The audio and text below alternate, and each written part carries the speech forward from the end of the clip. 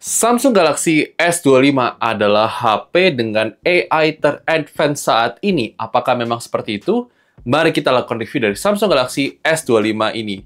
Secara singkat, spesifikasi yang dibawa oleh HP ini itu menggunakan prosesor Snapdragon 8 Elite, RAM 12GB, dan storage 256GB untuk varian yang kita uji.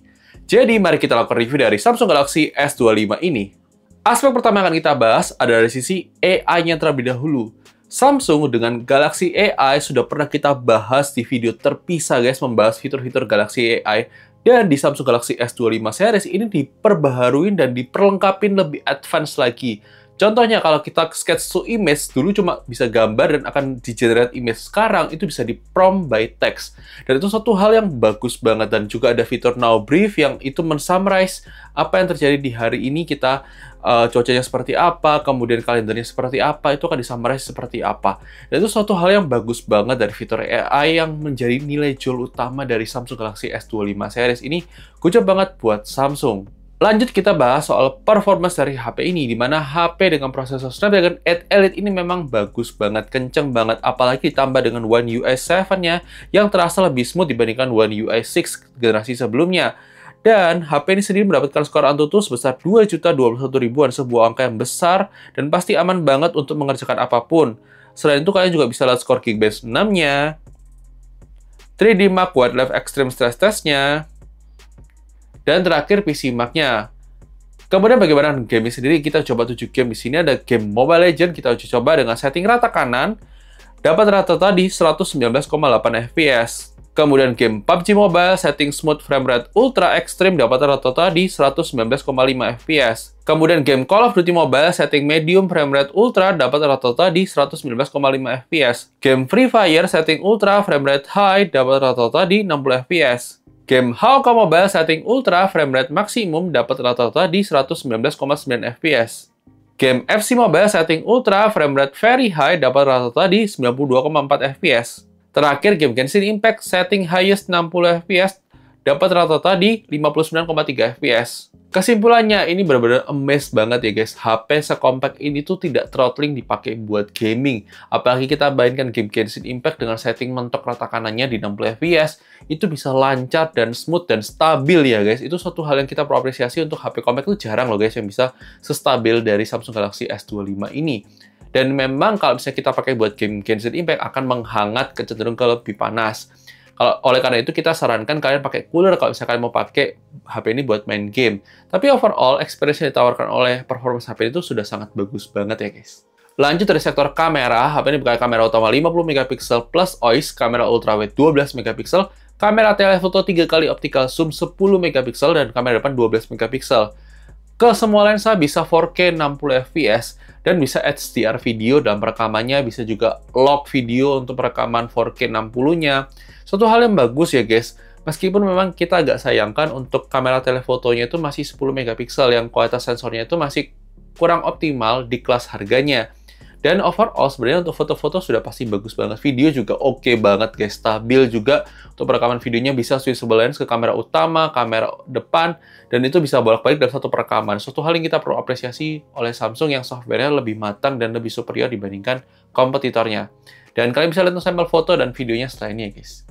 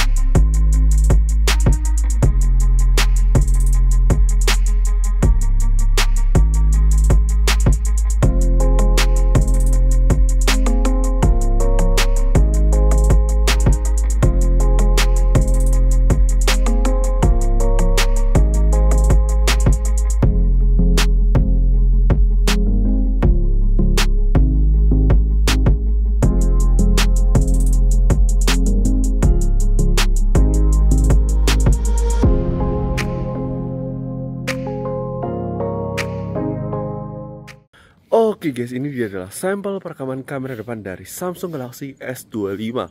Kalau kita gunakan buat perekaman video, bisa merekam 4K 60fps. Dan ini stabil banget ya guys, memang kelas flagship beda ya guys. Jadi kalau kita gunakan buat perekaman video, ini kita sambil jalan loh guys. Dan ini sambil agak jalanannya agak turun. Dan kurang lebih seperti ini untuk kualitasnya. Kalau kalian lihat memang langitnya putih seperti itu. Tapi gimana kalian? Silahkan tulis di kolom komentar. Oke guys, ini dia adalah sampel perekaman kamera belakangnya kalau kita gunakan perekaman video. Dan kurang lebih seperti ini untuk kualitas kamera belakang dari Samsung Galaxy S25. Dimana kalau kita gunakan buat rekaman video hasilnya seperti ini. Dan dia bisa switchable lens ke kamera ultra wide. Jadi ini kurang lebih hasilnya untuk kamera ultra wide-nya seperti ini. Dan gimana kalian untuk kualitas ultra wide-nya, kita bisa optical zoom kamera telefotonya 3 kali. Di sini 3 kali. Dan ini termasuk masih stabil ya guys untuk rekaman videonya.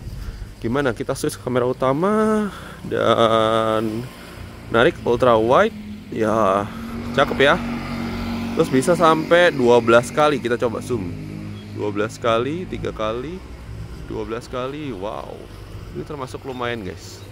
1 kali. Dan oke, itu dia untuk perekaman videonya ya guys. Oke guys, ini dia adalah sampel perekaman potret video kalau kita gunakan buat perekaman video dari Samsung Galaxy S25. Dia bisa merekam hingga resolusi maksimal 4K 30fps, 1080p 30fps atau 4K 30fps, nggak bisa yang 60fps. Tapi gimana kan? Untuk kualitasnya sih termasuk rapi ya, termasuk cakep. Dynamic range-nya juga masih dapat banget untuk warna-warnanya tuh masih dapat banget untuk kamera depannya kalau misalnya kita gunakan potret video ini. Silahkan tulis di kolom komentar. Oke guys, ini kita coba untuk pro videonya. Kalau kita gunakan buat rekaman video ini, kita versi lognya ya. Kita rekam di kamera utamanya log 4K 30fps. Dan kita bisa switch ke di sini bisa 2 kali, 4 kali, 10 kali. Ini pasti pakai log profile. Jadi dia nggak bisa switchable lens untuk kameranya kalau kita gunakan mode pro video dalam mode log seperti ini ya. Tapi gimana? Silahkan tulis di kolom komentar. Dan ini juga kita coba untuk ultra wide-nya kalau kita aktifkan mode lock profile-nya. Jadi kalau kita gunakan lock profile-nya, ini adalah tampilannya kalau mode lock. Dan ini kalau kita coba grading juga, ini kalau misalnya kalian mau lihat secara perbedaan warna antara sebelum di grading sama setelah grading. Tapi gimana kan? Ini menarik banget ya untuk mode pro video ini, bisa di semua lensa ya guys. Oke guys, ini dia adalah sampel untuk lock profile-nya kalau kita gunakan untuk kamera telefotonya. Oh ya, sekedar informasi juga tambahan untuk kalau kita gunakan lock profile, kalau misalnya dalam rekaman video ini tidak bisa aktif HDR-nya ya, wajar karena dia memang flat untuk warnanya dan untuk fokus ke pos grading untuk warnanya. Dan ini menarik banget ya untuk kamera telefotonya, kalian bisa lihat perbandingannya sebelum grading sama setelah grading. Gimana menurut kalian? Silahkan tulis di kolom komentar. Oke guys, kali ini kita menguji coba kamera depan dari Samsung Galaxy S25 dalam kondisi low light. Jadi ini kondisi sore hari menjelang ke malam, jadi sudah sekitar jam 6 sore. Dan kurang lebih seperti ini untuk kualitas kamera depannya. Kita rekam di 4K 60fps untuk kualitas kamera depannya. Tapi gimana makanya untuk kualitas kamera depannya kalau kita gunakan buat perekaman video dalam kondisi yang sebenarnya low light tapi belum sampai low light ekstrim ya. Tapi gimana makanya? Silahkan tulis di kolom komentar. Oke, ini kita switchable ke kamera belakangnya. Jadi satu perekaman ini lagi ya sunset ya. Kurang lebih seperti ini untuk kamera utamanya sama 4K 60fps kita juga rekamnya. Dan gimana? Apakah sudah sesuai ekspektasi atau tidak? Kita ke kamera ultra wide. Ya ini masih lumayan oke, stabil ya untuk kualitas kameranya dalam kondisi seperti ini. Terus kita coba ke kamera telefotonya 3 kali. Ya kurang lebih seperti ini untuk kualitas kamera belakangnya. Gimana? Kamera utama, apakah menarik atau tidak? Kita rekam di 4K 60fps. Silahkan tulis di kolom komentar ya guys. Lanjut kita bicara soal layar. HP ini bukan layar LTPO Dynamic AMOLED ya. Kemudian dia punya resolusi Full HD Plus, refresh rate 120Hz. Bisa nonton YouTube 4K 60 HDR, Netflix Webtoon L1 HDR. Ada perlindungan Corning Gorilla Glass Victus 2 dan di bawah matahari juga masih terlihat dengan baik dan terang ya guys. Lanjut dari sektor speaker, HP ini bakal dual speaker plus Dolby Atmos yang karakteristik audionya termasuk bagus banget. Kalian bisa dengarkan sampel audio speakernya setelah ini ya guys.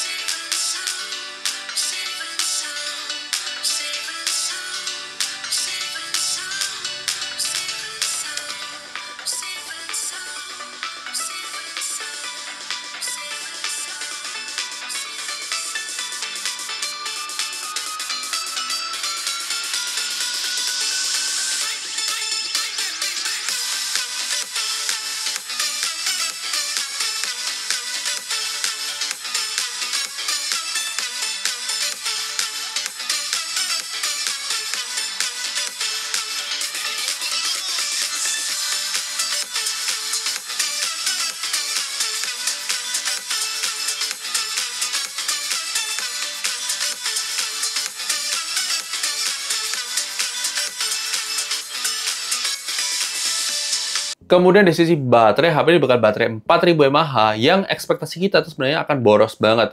Tapi ternyata bisa termasuk irit untuk penggunaan harian. Ini berkat chipset Snapdragon 8 Elite-nya yang efisien dan juga One UI 7-nya juga efisien juga. Ini suatu hal yang kombinasi yang bagus banget sehingga 4000 mAh itu termasuk irit, bisa banget dipakai seharian pemakaian ya guys.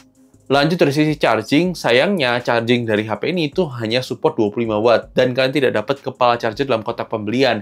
Jadi kalian harus beli terpisah. Dan itu butuh waktu sekitar 1 jam 10 menit untuk full charge untuk 25 watt tadi ya guys.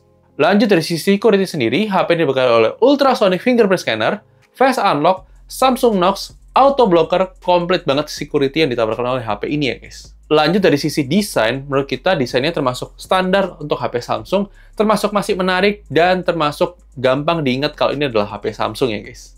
Kemudian HP ini menggunakan slot SIM card, dual SIM card tanpa microSD slot, tapi juga sudah support eSIM ya guys.